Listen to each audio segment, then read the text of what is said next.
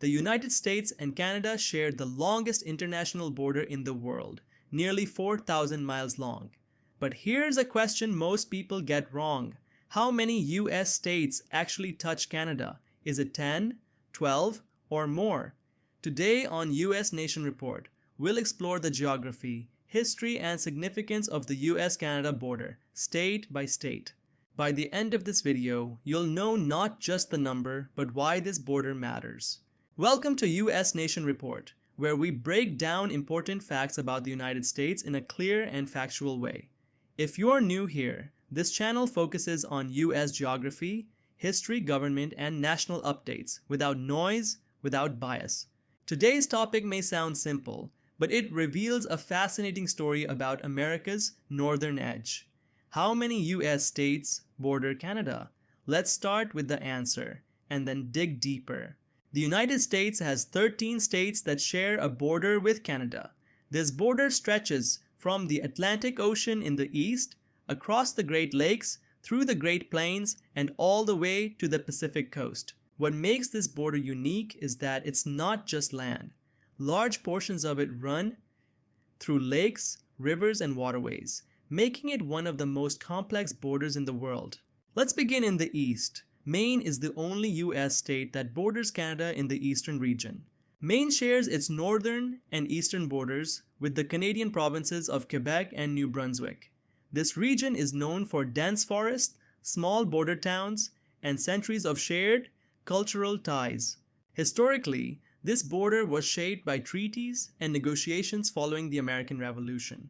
Next, we move to the Great Lakes region, where the US-Canada border becomes especially interesting. 5 US states border Canada here: Michigan, Ohio, Pennsylvania, New York, and Minnesota.